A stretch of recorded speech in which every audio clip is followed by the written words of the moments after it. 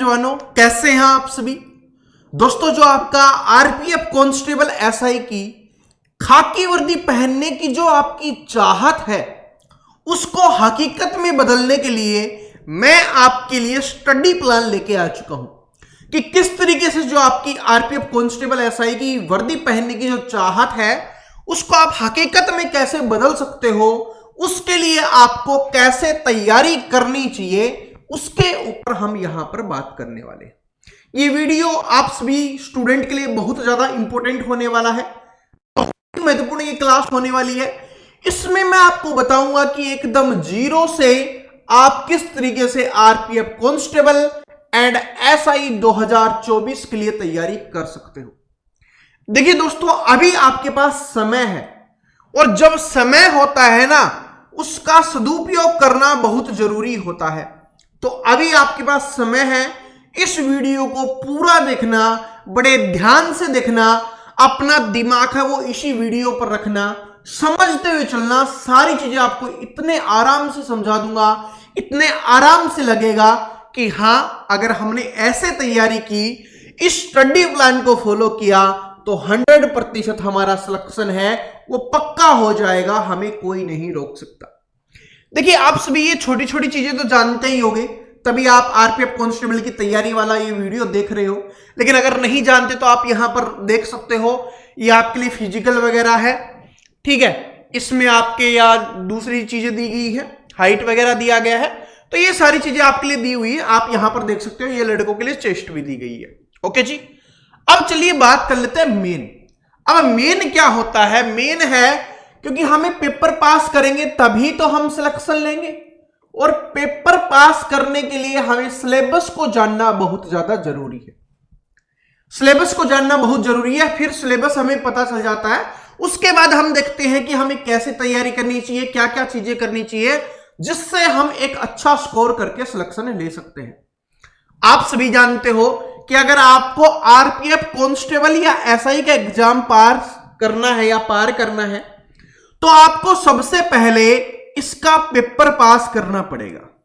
आप फिजिकल की कितनी भी तैयारी कर लो, बाकी चीज की कितनी भी आप तैयारी कर लो, लेकिन अगर आपका पेपर पास नहीं होगा तो आप आगे वाले स्टेप पे जा ही नहीं पाओगे, और जा ही नहीं पाओगे तो सिलेक्शन कभी नहीं होगा।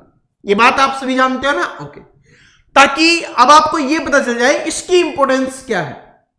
चलिए इसके बारे में थोड़ा बेसिक जो चीजें हैं उसके बारे में हम यहां पर बात कर लेते हैं। सबसे पहले आप सभी जानते हो कि आपके सिलेबस में 3 सब्जेक्ट आपको दिए गए हैं, जिसमें जनरल अवेयरनेस है, 50 नंबर की आती है और 50 क्वेश्चंस आपको देखने के लिए मिलते हैं। उसके बाद आपका अर्थमेटिक्स है, या आप जिसको मैथ्स बोलते हो, गणित है, जिसके 35 क्वेश्चंस आते हैं, 35 नंबर के आते हैं। और उसके बाद आपका रीजनिंग है, जिसके 35 क्वेश्चंस 35 नंबर का आता है। टोटल यहां पर बात करें तो 120 क्वेश्चंस आपके एग्जाम में आएंगे, और ये 120 नंबर का होने वाला है। इसका मतलब क्या हुआ कि एक क्वेश्चंस 1 नंबर का, ठीक है, तो 120 क्वेश्चंस 120 नंबर के आपके हो गए। इनको सोल्व करने के लिए आपको 90 मिनट का समय दिया जाएगा, या आप बोल सकते हो कि 1.5 घंटे का समय है वो आपको इसके लिए दिया जाएगा। ठीक है जी। अगर देखिए, सारी छोटी छोटी चीजें समझते हुए चलना, फिर मैं आपको बताऊंगा कि कैसे तैयारी करनी है। एकदम जीरो से सिलेक्शन तक की तैयारी है वो कैसे की जाती है, उसके ऊपर हम यहां पर बात करेंगे। साथ में आपको एक बात भी ध्यान रखना है कि इसमें 1/3 नेगेटिव मार्किंग भी होती है, 1/3 की नेगेटिव मार्किंग भी होती है। इसका मतलब अगर आप 3 क्वेश्चंस गलत करते हैं तो आपका जो एक क्वेश्चन सही होगा उसके नंबर भी आपके काट लिए जाएंगे। इसी को 1/3 की नेगेटिव मार्किंग बोला जाता है। इतनी बात आप समझ गए।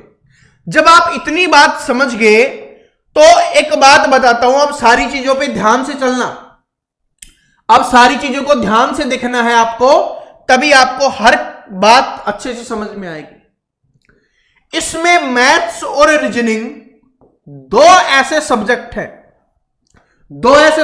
हैं जो 35 क्वेश्चंस देखने के लिए मिलते हैं, जिसके यानी कि 70 क्वेश्चंस आने वाले हैं। अगर आप इन दो सब्जेक्ट को बहुत अच्छे से तैयार करते हो, सब कुछ समझाता हूं, बहुत अच्छे से तैयार करते हो तो इसमें आप मैक्सिमम स्कोर कर सकते हो। क्या कर सकते हो दोस्तों? मैक्सिमम स्कोर कर सकते हो। 70 में जितने ज्यादा आप सोल्व कर सकते हो आराम से कर सकते हो। क्यों? क्योंकि इसमें ऐसा नहीं होता पता नहीं क्या पूछेगा, इसमें हमें पता होता है कि यहां से पूछेगा तो उसको हम पढ़ सकते हैं। हमें पता है कि इसमें ये पूछ सकता है, उसको हम पढ़ सकते हैं, और पढ़ सकते हैं तो मैक्सिमम स्कोर उसमें हम कर सकते हैं। तो इसका मतलब ये दो सब्जेक्ट हैं, इनको आपको ज्यादा फोकस देना है, ज्यादा ध्यान देना है। क्यों? क्योंकि यहां से 70 क्वेश्चंस कर लेंगे तो हमारे ऊपर जो सिलेक्शन लेने के लिए नंबर स्कोर करने का जो बर्डन होता है, या आप बोल सकते हो स्कोर करने का जो आपका डर होता है ना, वो कम हो जाएगा। लेकिन ये ऐसे ही नहीं कि मैंने बोला आपने सोचा कि हाँ सर जी कर लेंगे हो जाएगा, ऐसे नहीं होता। इसके लिए आपको काफी मेहनत करने की जरूरत पड़ेगी। उसके ऊपर भी हम बात करेंगे कि कैसे मेहनत करनी चाहिए, कितने घंटे पढ़ना चाहिए, किस तरीके से पढ़ना चाहिए, सारी चीजों के बारे में हम यहां पर बात करेंगे। टेंशन नहीं लेना। बोला है ना कि जो आपका आरपीएफ कांस्टेबल या एसआई की जो खाकी वर्दी पहनने का जो आपने सोचा है उसको हकीकत में हमें बदलना है, जो आपकी चाहत है उसको हकीकत में बदलना है। ठीक है, तो ये बात। उसके बाद देखिए जीके जीएस, इसमें आप करंट अफेयर, इसको आप सोच रहे हो कि 50 क्वेश्चंस आने वाले, ठीक है, कि सर जी इनमें से तो सिर्फ 35 ही क्वेश्चंस आएंगे, इससे 50 क्वेश्चंस आने वाले हैं, तो ये ज्यादा इंपॉर्टेंट है। चलो अब इसको टुकड़ों में मैं तोड़ के आपको बताता हूं। देखिए एक बात आपको पता है कि मैथ में तो मैथ ही पूछा जाएगा, रीजनिंग में तो रीजनिंग ही पूछी जाएगी, लेकिन इसके लिए आपको क्या करना पड़ेगा? इसके लिए आपको पढ़ना पड़ेगा पूरी हिस्ट्री, पूरी की पूरी हिस्ट्री, इतिहास आपको पढ़ना पड़ेगा। उसके बाद आपको पढ़ना है इसके लिए पॉलिटी आपको पढ़ना है। उसके बाद तीसरा सब्जेक्ट जो आपको पढ़ना है वो आपका हो जाएगा जियोग्राफी, हो जाएगा जियोग्राफी है वो आपको पढ़ना है। उसके बाद चौथा सब्जेक्ट है आपका इकोनॉमिक्स, आपको पढ़ना है, इकोनॉमिक्स वाला आपको पढ़ना है। उसके बाद आपका आता है करंट अफेयर। करंट अफेयर 1 साल का करंट अफेयर आपको पढ़ना है, 1 साल का मिनिमम मैं आपको बता रहा हूं, 1 साल का करंट अफेयर। उसके बाद बात करते हैं, अभी रुक जाओ, अभी रुक जाओ, सब कुछ समझाऊंगा, टेंशन नहीं लेना। उसके बाद आपको बायोलॉजी पढ़ना है, जीव विज्ञान आपको पढ़ना है। उसके बाद आपको केमिस्ट्री पढ़ना है। उसके बाद आपको फिजिक्स पढ़ना है, और उसके बाद आपको इन्वायरमेंट स्टडीज वगैरह भी पढ़नी है। ये सारी चीजें आपको पढ़नी है। तो 8 सब्जेक्ट हैं इसमें। इसमें सिर्फ 1 सब्जेक्ट है, इसमें भी 1 सब्जेक्ट है। यानी कि अगर आप 2 सब्जेक्ट पढ़ लोगे, सिर्फ 2 सब्जेक्ट, तो यहां से 70 क्वेश्चंस बनेंगे।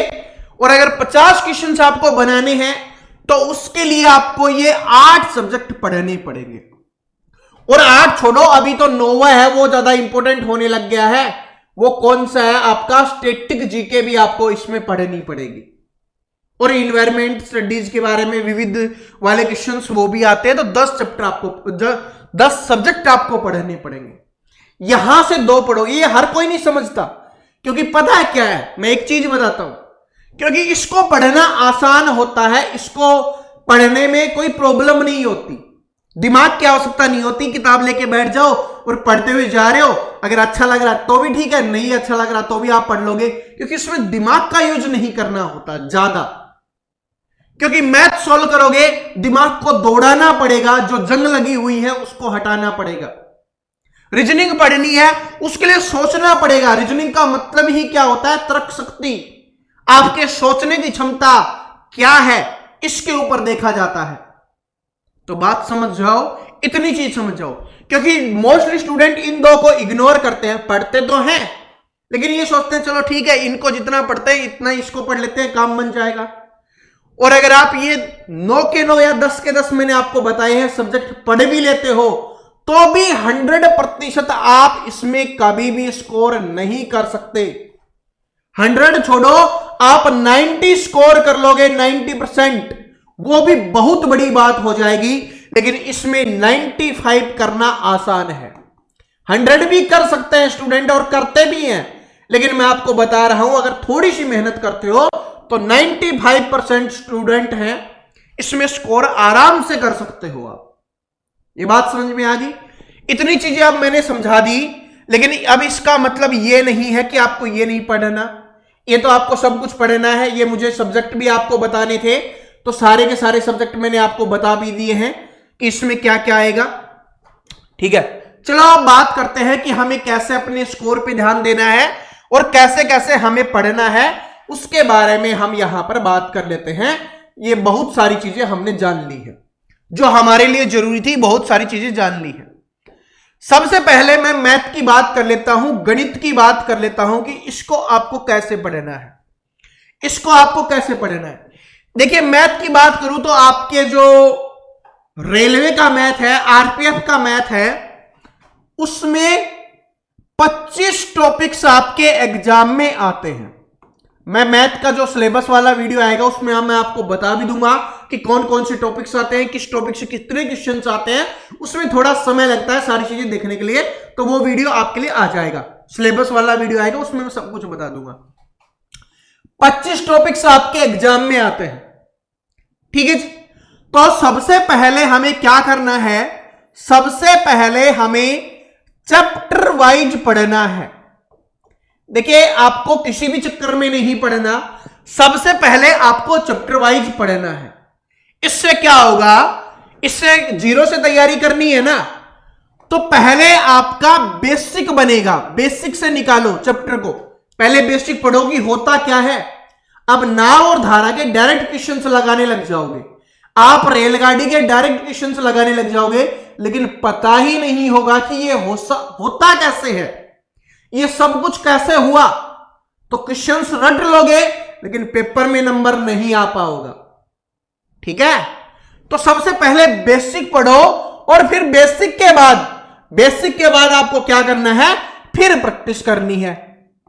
ठीक है, बेसिक पढ़ेंगे, बेसिक से चैप्टर को पहले पूरा खत्म करेंगे, बेसिक से इसकी जितनी भी टाइप्स होती हैं उनको हमें कंप्लीट करना है, और उसके बाद फिर प्रैक्टिस सेट करना है या प्रैक्टिस करनी है। ये बात समझ में आ गई? तो सबसे पहली चीज है हमें चैप्टर वाइज पढ़ना है। चैप्टर वाइज के साथ साथ दूसरी चीज आपको जो करनी है वो करना है आपको प्रीवियस ईयर क्वेश्चंस। अब इसको इससे क्या होगा, प्रीवियस ईयर क्वेश्चंस, ठीक है। और अगर आपको ऐसा मिल जाए, कोई टीचर ऐसा मिल जाए या कोई आपके पास सोर्स ऐसा अवेलेबल हो जाए, ये दोनों चीजें आपको एक साथ करवा दे, तो उससे बेस्ट और कुछ हो नहीं सकता। फिर आपको पढ़ना है प्रीवियस ईयर क्वेश्चंस, क्योंकि आपने बेसिक से पढ़ा, आपने थोड़ी बहुत प्रैक्टिस भी कर ली। फिर आपको देखना है कि एग्जाम में उस टॉपिक से कैसे क्वेश्चंस आते हैं, कैसे क्वेश्चंस है वो आपके एग्जाम्स में पूछे जाते हैं, क्या आप उनको सोल्व कर पा रहे हो या नहीं कर पा रहे। अगर सोल्व नहीं कर पा रहे, इसका मतलब आपका ये अभी कंप्लीट नहीं हुआ है।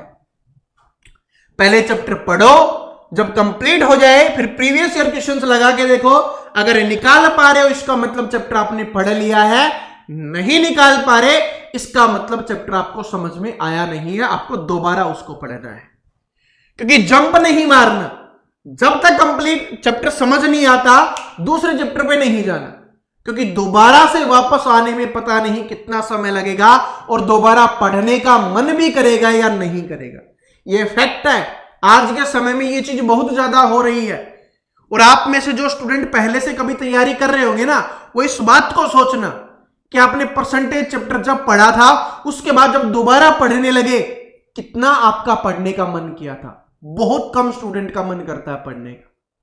तो इसलिए एक बार चैप्टर को बहुत अच्छे से पढ़ लो, फिर आगे कोई प्रॉब्लम नहीं होनी चाहिए। दोबारा कोई कमी भी रह जाती है फिर प्रैक्टिस में काम बन जाएगा, प्रैक्टिस से आप सीख सकते हो। ठीक है जी। तीसरी चीज, आपको अपने नोट्स बनाने हैं। ऐसा नहीं कि आपके पास बिल्कुल समय नहीं है, आपको समय है, आपको नोट्स बनाने हैं। ठीक है, नोट्स बनाने का मतलब ये नहीं कि सब कुछ उतार, नहीं, ज्यादा नहीं तो एक टाइप का, मान लो कि कोई भी टाइप आपने पढ़ी थी, उस टाइप का 2 क्वेश्चंस लिख लो, बस ज्यादा नहीं, 2 क्वेश्चंस आप लिख लोगे वो बहुत हो जाएगा, ताकि रिवीजन के समय में 2 क्वेश्चंस का रिवीजन कर लोगे, वो टाइप का रिवीजन हो जाएगा आराम से। तो ऐसे ही हर चैप्टर में मैंने भी निकाला है, क्योंकि मैं आपके लिए मेहनत कर रहा हूं मैथ के लिए। तो हर चैप्टर में लगभग 10 से 15 टाइप एवरेज है, ठीक है, किसी में 10 है, किसी में 15 टाइप्स है। तो इस हिसाब से है लगभग 30 से 45 क्वेश्चंस आपके बनेंगे, ठीक है। अगर आप 2 या 3 क्वेश्चंस भी लिखते हुए चलोगे, 2 लिखोगे तो फिर आपका 30 में काम बन जाएगा, या किसी में भाई थोड़ा ज्यादा लिखना है तो 45 तक चल जाएगा। इससे ज्यादा क्वेश्चंस आपको नहीं लिखने, 45 से ज्यादा। बात समझ में आ गया एक टॉपिक के लिए? तो ऐसा अपने को करना है, और जब ये सारी चीजें हो जाए तब आपको बाद में लास्ट में प्रैक्टिस सेट लगाना है। अभी से प्रैक्टिस सेट के चक्कर में मत पड़ना।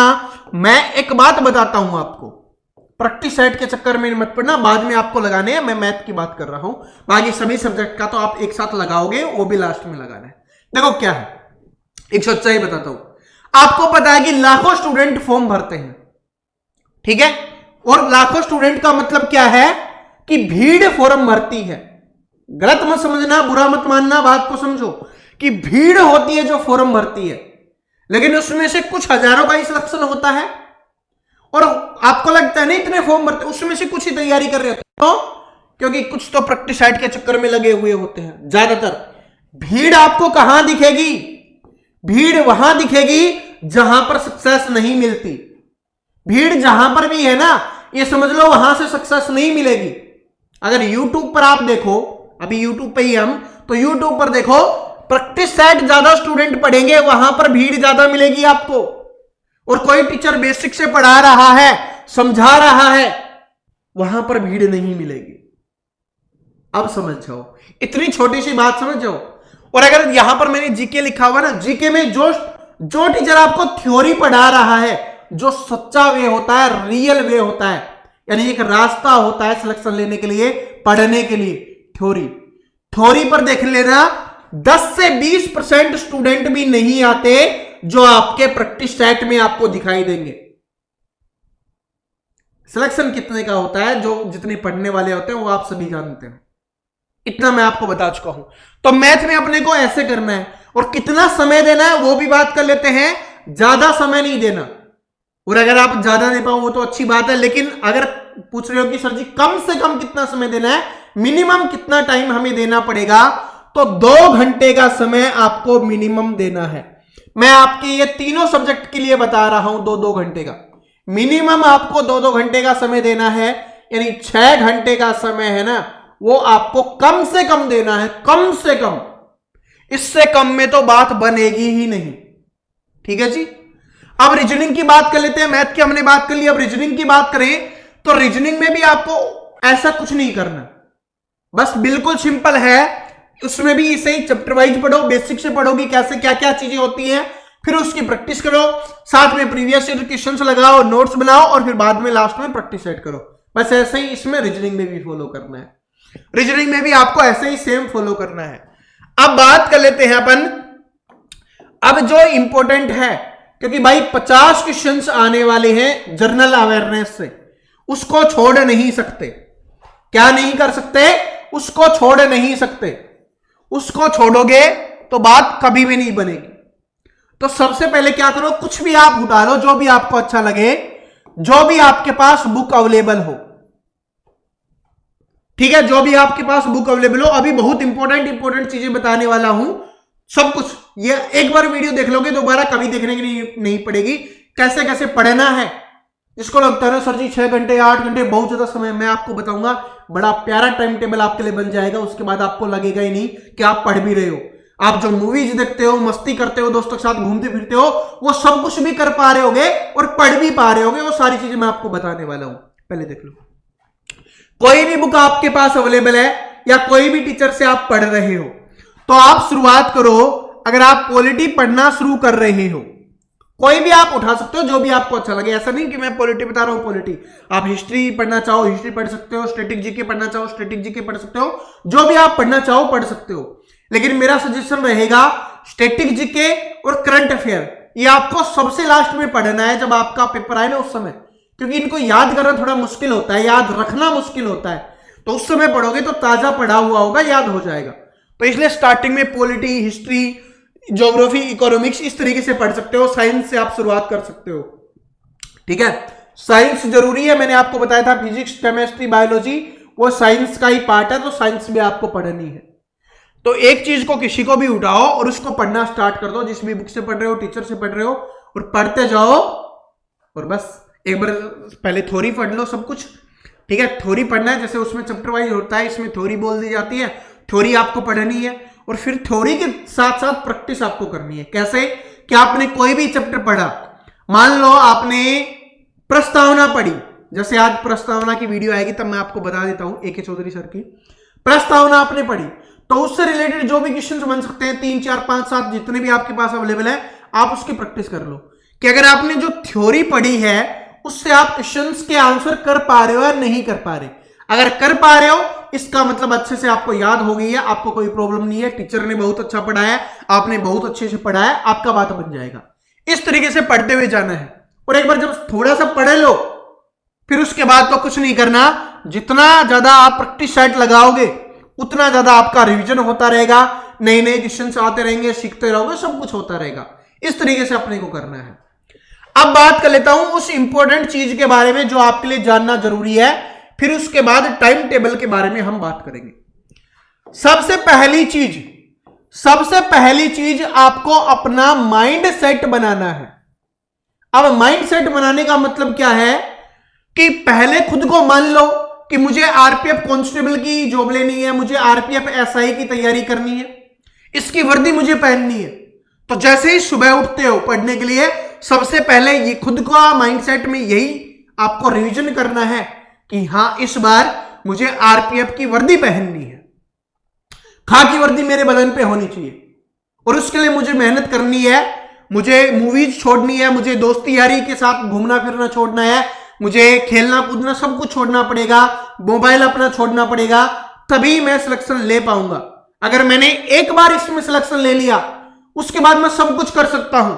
मैं रिलेशनशिप बनाना चाहता हूं वो कर सकता हूं, मैं दोस्ती निभा सकता हूं, मैं अपने घर वालों के, अपने खुद के सपने पूरे कर सकता हूं, सब कुछ पूरे कर सकता हूं, लेकिन पहले मुझे इसमें सिलेक्शन लेना पड़ेगा। तभी सुबह सबसे पहले ये बात सबको बोलो, मतलब खुद को ही बोलो, सबको तो क्या बोलोगे।